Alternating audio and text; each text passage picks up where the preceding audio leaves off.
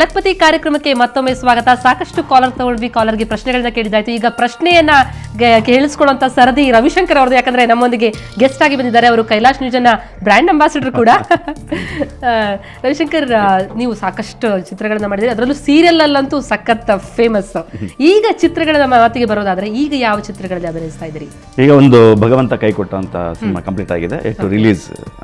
ಅದಾದ್ಮೇಲೆ ಈಗ ಸ್ನೇಹಿತರು ಅಂತ ಶೂಟಿಂಗ್ ನಡೀತಾ ಇದೆ, ಕ್ಲೈಮ್ಯಾಕ್ಸ್ ಮತ್ತೆ ಸಾಂಗ್ಸ್ ಬಾಕಿ ಇದೆ. ಸೊ ಅದಾದ್ಮೇಲೆ ಇನ್ನೊಂದು ಮಾಯಾ ಅಂತ, ಅದು ಡಬ್ಬಿಂಗ್ ಆಗಬೇಕು. ಅದು ಈ ಮೂರು ಈಗ ಈ ಫುಲ್ ಫ್ಲೆಜ್ಡ್ ಫಿಲ್ಮ್ಸ್ ಅಲ್ವಾ, ಸೀರಿಯಲ್ ಕಡೆ ಮುಖಾನೆ ಮಾಡ್ತಾ ಇಲ್ಲ ಈಗ. ಇಲ್ಲ ಸಾಕಷ್ಟು ವರ್ಷ ಸೀರಿಯಲ್ಸ್ ಅಲ್ಲಿ ಮಾಡಿದ್ವಲ್ಲ, ಸೊ ಈಗ ಸಿನಿಮಾದಲ್ಲ ಪ್ರತಿಯೊಬ್ಬ ಆಕ್ಟರ್ಗೂ ಸಿನಿಮಾ ಮಾಡಬೇಕು ಅಂತ ಆಸೆ ಇರುತ್ತೆ. ಸೊ ಹಂಗಾಗಿ ಸಿನಿಮಾ ಕಡೆ ಆಫರ್ಸ್ಗಳು ಜಾಸ್ತಿ ಆಯಿತು.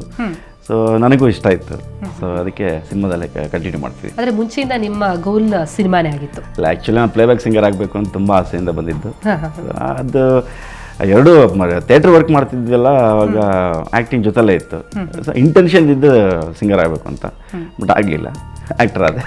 ಆಕ್ಟರ್ ಆದ್ರೆ ಅದು ಎಲ್ಲರನ್ನು ಮನೆಗೆದ್ಬಿಟ್ಟಿದ್ದೀರಿ ಬಿಡಿ. ಸೊ ನಿಮ್ಗೆ ಏನ್ ಅನ್ಸುತ್ತೆ, ಏನಾದ್ರು ಚೇಂಜಸ್ ಅನಿಸ್ತಾ ಇತ್ತಾ? ಅಂದ್ರೆ ಸೀರಿಯಲ್ ಆಕ್ಟಿಂಗ್ ಆದ್ರೂ ಬಿಗ್ ಸ್ಕ್ರೀನ್ ಸ್ಮಾಲ್ ಸ್ಕ್ರೀನ್ ಅನ್ನೋ ಒಂದು ಡಿಫ್ರೆನ್ಸ್ ಇರುತ್ತೆ. ಸೊ ನಿಮ್ಗೆ ಏನ್ ಡಿಫ್ರೆನ್ಸ್ ಅನಿಸ್ತು? ಅಭಿನಯ ವಿಷಯದಲ್ಲಿ ಅದು ಯಾವ ಥರದ ಡಿಫ್ರೆನ್ಸ್ ಇಲ್ಲ, ಬಟ್ ಸಿನಿಮಾ ವಿಷಯಕ್ಕೆ ಬಂದಾಗ ಇದು ಸೀರಿಯಲಲ್ಲಿ ಒಂದು ಪಾತ್ರನ ವರ್ಷಾನುಗಟ್ಟಲೆ ಮಾಡಬೇಕಾಗತ್ತೆ.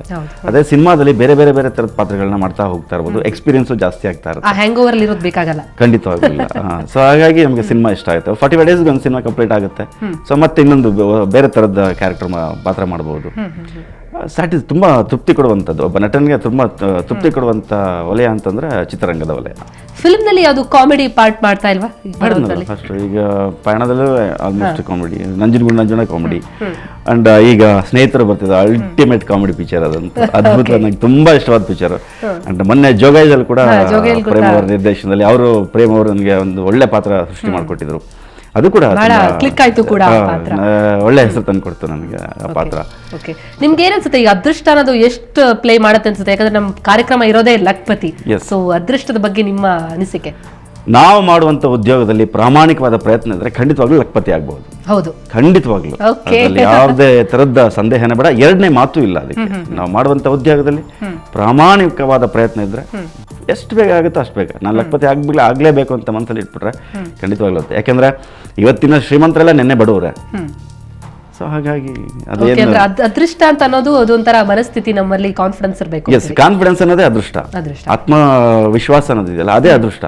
ಅದೃಷ್ಟಕ್ಕೆ ಇನ್ನೊಂದು ಹೆಸರು ಅಷ್ಟೇ. ಓಕೆ, ಸೊ ಈ ತರದ ಕಾರ್ಯಕ್ರಮಗಳ ಬಗ್ಗೆ ಏನ್ ಅನ್ಸುತ್ತೆ ನಿಮ್ಗೆ?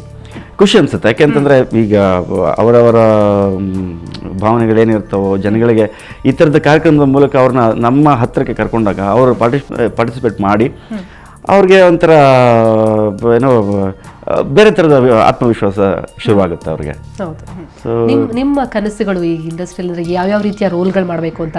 ಕಾಮಿಡಿ ರೋಲ್ಸ್ ಮಾಡಿದ್ರೆ ಅಂದ್ರೆ ನಿಮ್ಗೊಂದು ಗೋಲ್ ಇರುತ್ತಲ್ಲ, ಈ ತರದ ಪಾತ್ರ ಸಿಕ್ಕರೆ I can do it well ಅಂತ ನಾನು ಮಾಡಬೇಕು ಅಂತನೋ, ಆ ಒಂದು ಹುಮ್ಮಸ್ಸು ಉತ್ಸಾಹ ಯಾವ ತರದ ಪಾತ್ರ? ಇಲ್ಲ, ಆ ಥರದ್ದು ನಾನು ನಟ ಆಗಿ ಹೇಳಬೇಕು ಅಂತಂದ್ರೆ ಆ ಥರದ ಕನಸುಗಳು ನನಗಿಲ್ಲ, ಇಂಥದ್ದೇ ಮಾಡಬೇಕು ಆ ಥರದ್ದು ಮಾಡಬೇಕು ಅಂತ.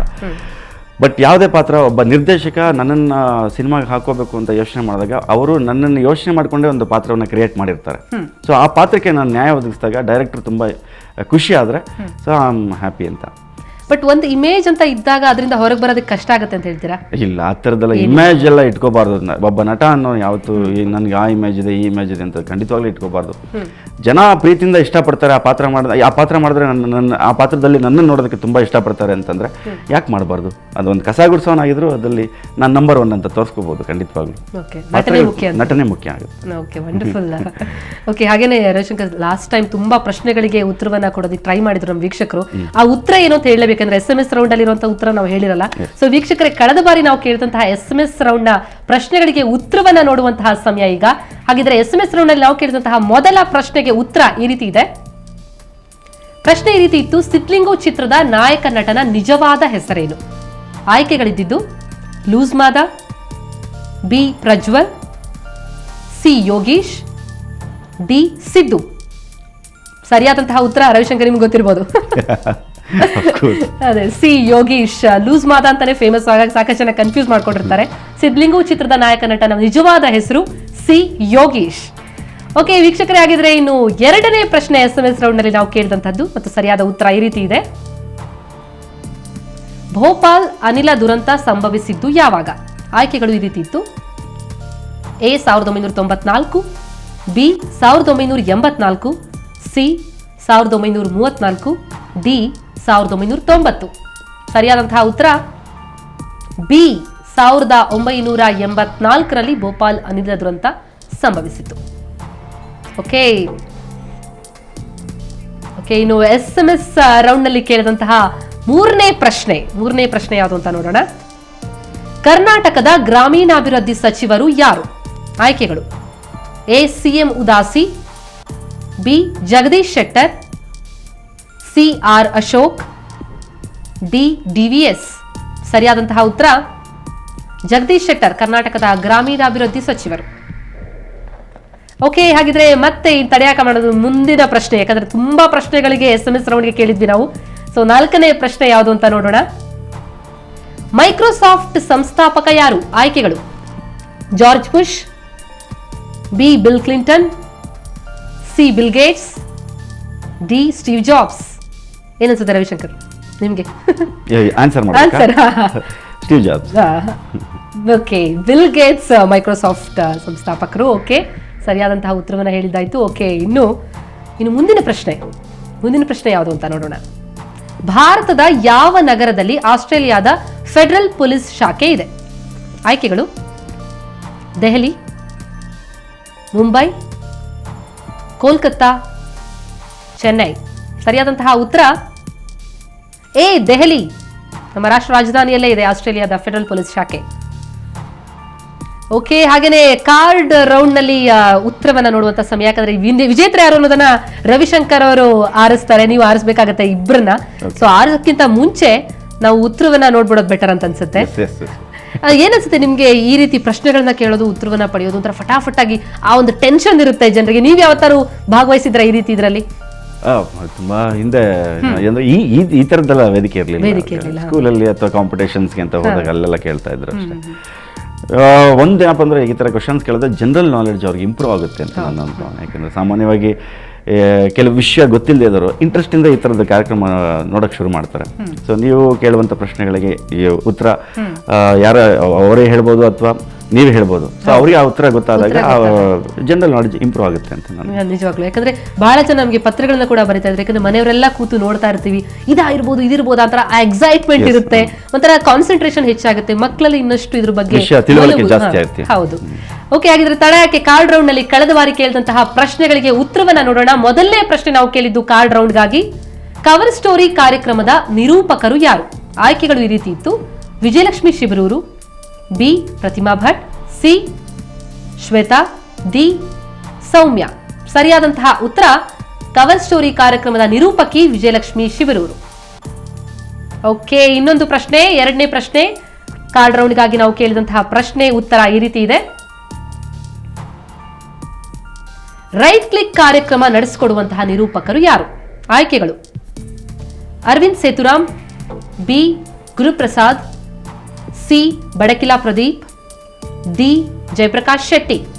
ಸರಿಯಾದಂತಹ ಉತ್ತರ ರೈಟ್ ಕ್ಲಿಕ್ ಕಾರ್ಯಕ್ರಮ ನಡೆಸಿಕೊಡುವಂತವರು ಬಡಕಿಲಾ ಪ್ರದೀಪ್, ಸಿ ಉತ್ತರ ಸರಿಯಾದ ಉತ್ತರ. ಓಕೆ, ಉತ್ತರವನ್ನ ನೋಡಿದ್ದಾಯ್ತು ರವಿಶಂಕರ್. ಈಗ ನಿಮ್ಮ ಸರದಿ, ಯಾರು ವಿಜೇತರು ಅಂತ ನೋಡೋಣ. ಲಕ್ಕಿ ವಿಜೇತರು ಯಾರು ಅಂತ 2 ಕಾರ್ಡ್ಗಳನ್ನ ನೀವು ಆರಿಸಬೇಕು ನಿಮ್ಮ ಮುಂದಿರುವಂತಹ ಬೌಲಲ್ಲಿ. 106 ಬಂದಿವೆ ಪತ್ರಗಳು, ಸರಿಯಾದ ಉತ್ತರಗಳು 2. ಓಕೆ, ಮೊದಲನೇ ಅದೃಷ್ಟಶಾಲಿ ಯಾರು ಅಂತ ನೋಡೋಣ ಕಾರ್ಡ್ ವಿಭಾಗದಲ್ಲಿ.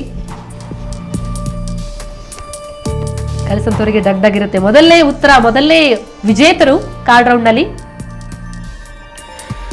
Sumitra S K, daughter of Usha Baburao. Okay, Sumitra ಅವರಿಗೆ ಪ್ರಶಸ್ತಿ ಬಂದಿದೆ. ಸುಮಿತ್ರಾ ಅವರಿಗೆ ಕಂಗ್ರಾಚುಲೇಷನ್. ಸುಮಿತ್ರಾ ಕಾರ್ಡ್ ರೌಂಡ್ ನಲ್ಲಿ ಮೊದಲನೇ ವಿಜೇತ. Usha Baburao Sinkad, number 60, Ganesh colony, opposite water tank park, SN Pete, Ballari. Ballari. Okay, ಬಳ್ಳಾರಿಯ ಸುಮಿತ್ರಾ ಅವರು ವಿಜೇತರು. ಅವರ ಫೋನ್ ನಂಬರ್ ಎಂಡ್ ನಂಬರ್ 441115 ಇದರಿಂದ ಎಂಡ್ ಆಗುತ್ತೆ. ಹಾಗೆ ಇನ್ನೊಬ್ರು ವಿಜೇತರನ್ನ ಆರಿಸಬೇಕು ಇವಾಗ. ಯಾರು ಇನ್ನೊಬ್ರು ವಿಜೇತರು ಅಂತ ನೋಡೋಣ. ಬಳ್ಳಾರಿಯ ಸುಮಿತ್ರಾ ವಿಜೇತರಾಗಿದ್ದಾರೆ. ಇನ್ನೊಬ್ರು ಕಾರ್ಡ್ ವಿಜೇತರು ಕಾರ್ಡ್ ರೌಂಡ್ ನಲ್ಲಿ. ಓಕೆ, ಎರಡನೇ ವಿಜೇತರು Namita, daughter of Kusuma Pujarthi. Okay, ಯಾವ ಊರಿಂದ? ಓಕೆ, ಇವರು ಬಂದು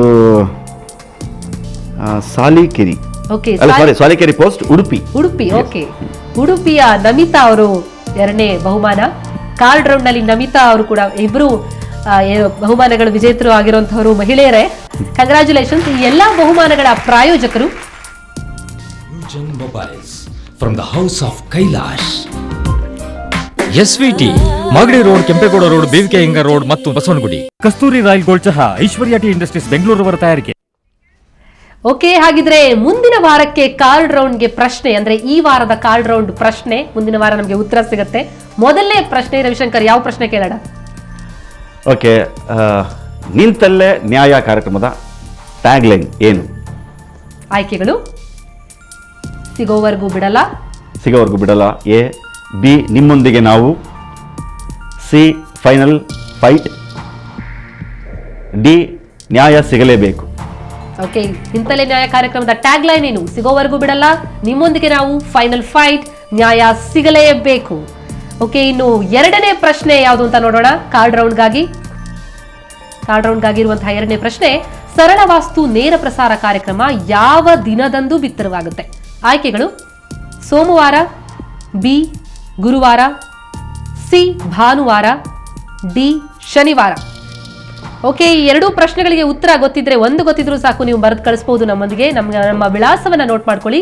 ಕಾರ್ಡ್ ರೌಂಡ್ಗಾಗಿ ನಮ್ಮ ವಿಳಾಸ, ಈ ವಿಳಾಸಕ್ಕೆ ಪತ್ರ ಬರೀರಿ, ಉತ್ತರವನ್ನ ಬರೆದು ಕಳಿಸಿ. ಕೈಲಾಶ್ ನ್ಯೂಜನ್ ಮೊಬೈಲ್, ಲಕ್ಪತಿ, ಸುವರ್ಣ ನ್ಯೂಸ್ 24/7, ಇನ್ಫ್ಯಾಂಟ್ರಿ ರಸ್ತೆ, ಬೆಂಗಳೂರು 1. ಓಕೆ, ಪ್ರಶ್ನೆಗಳನ್ನ ಕೇಳಿದಾಯ್ತು. ಉತ್ತರವನ್ನ ನೀವು ಮುಂದಿನ ವಾರ ನಮಗೆ ಕಳಿಸಿಕೊಡ್ಬೋದು. Ravishankar, thank you so much. ನಮ್ಮ ಕಾರ್ಯಕ್ರಮಕ್ಕೆ ಬಂದು ಭಾಗವಹಿಸಿದ್ರಿ, ಸಾಕಷ್ಟು ಉತ್ತೇಜನವನ್ನ ಕೂಡ ಕೊಟ್ಟಿದ್ರಿ. ನಿಮಗೆ ಎಲ್ಲಾ ಫಿಲ್ಮ್ ಸಕ್ಸಸ್ ಆಗಲಿ, 100 days ಓಡ್ಲಿ ಅಂತ ಆಶಿಸ್ತೀನಿ. Thank you so much. Thank you so much. Okay ವೀಕ್ಷಕರೇ, ಹಾಗಿದ್ರೆ ಈಗ ಮುಗಿಸುವಂತಹ ಸಮಯ, ಲಕ್ಪತಿ ಸಮಯ ಮುಗಿತಾ ಇದೆ. ಆದರೆ ಮತ್ತೆ ಮುಂದಿನ ಭಾನುವಾರ ಇನ್ನಷ್ಟು ಅದೃಷ್ಟವಂತ ಪ್ರಶ್ನೆಗಳನ್ನ ಹೊತ್ತು ನಿಮ್ಮ ಮುಂದೆ ಹಾಜರಾಗ್ತೀನಿ. ಅಲ್ಲಿವರೆಗೆ ಕಾಯ್ತಾ ಇರಿ. ನಮಸ್ಕಾರ.